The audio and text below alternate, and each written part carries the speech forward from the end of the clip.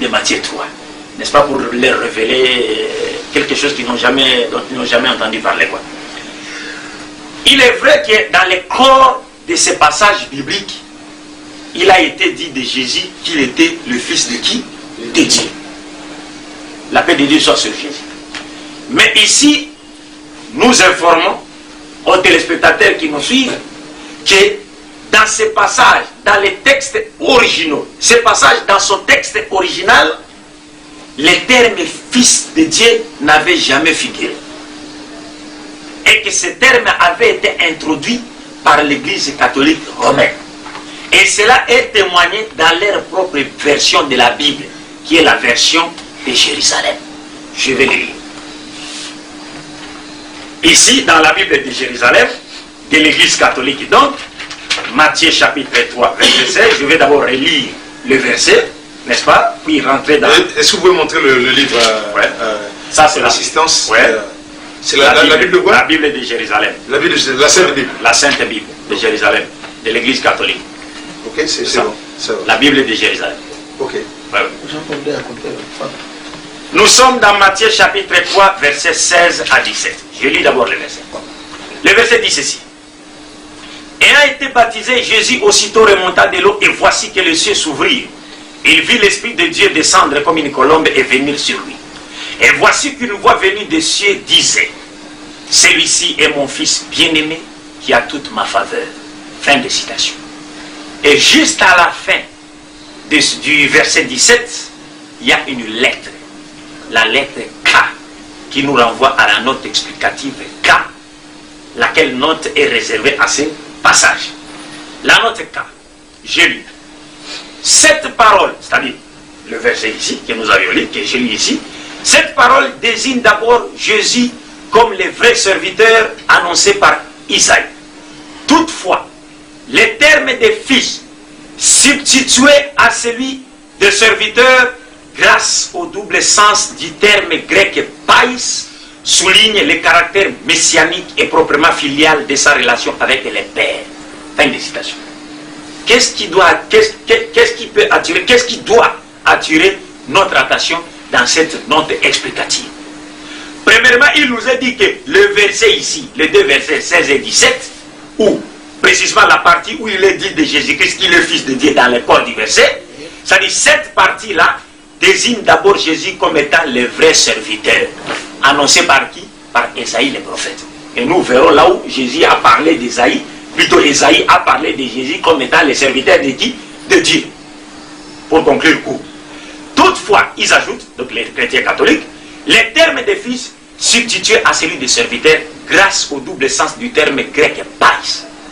Ce qui équivaut à dire que le terme serviteur qui était utilisé dans les textes originaux a été remplacé par le terme fils lors de la traduction du terme serviteur de l'hébreu en grec. C'est-à-dire en hébreu, le terme utilisé était abed, qui veut dire serviteur, et en arabe abdou. Ces termes traduits en grec, les traducteurs catholiques sont tombés sur le terme pais en grec, qui veut dire en même temps fils et serviteur. Et comme ils étaient des chrétiens, ils sont des chrétiens catholiques, et que l'église catholique est romaine, a vu jour, a pris sa forme dans un milieu romain, et que chez les Romains, tout était influencé par leur mythologie, dans laquelle on trouvait des fils de Dieu venus en chair, de Dieu homme. Donc l'église, maintenant, cette traduction a été influencée, n'est-ce pas, par cette coutume païenne qui faisait de certaines personnes de fils de Dieu. C'est pourquoi l'église catholique a préféré, au lieu de choisir le terme serviteur en français, qui est l'équivalent de abed en hébreu, l'église catholique avait préféré fils. Pourquoi? Parce que pour elle, comme Païs voulait dire en même temps fils et serviteur, elle a préféré fils, au détriment du serviteur qui était utilisé dans les textes originaux.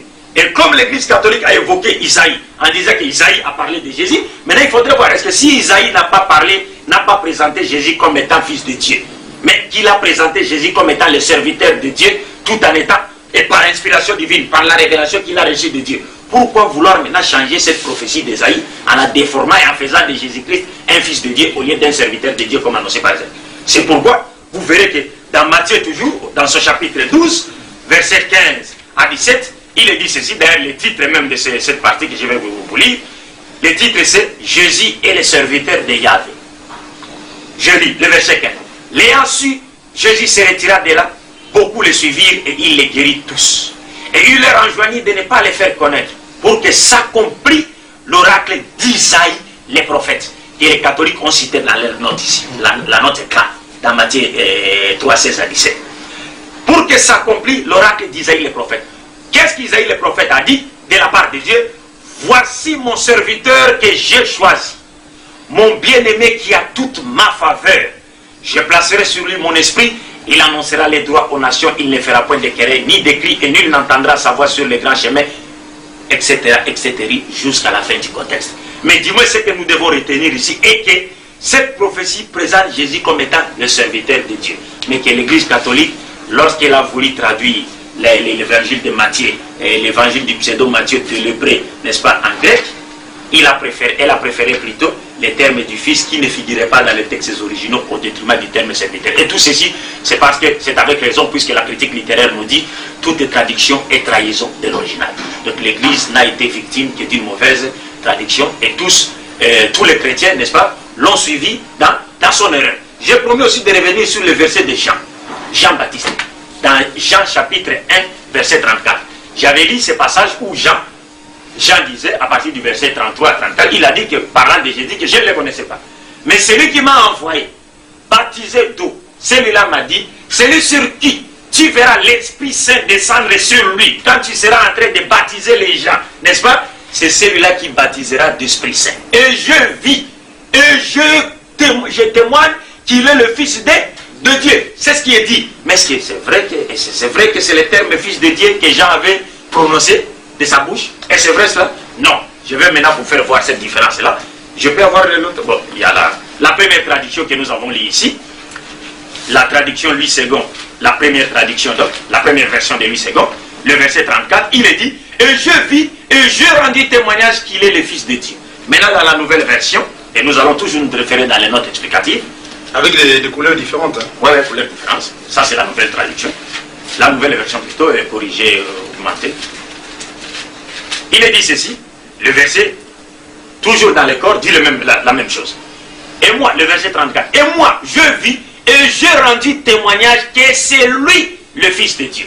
Mais il y a une note, une lettre juste à la fin du verset qui attire notre attention, qui suscite notre curiosité.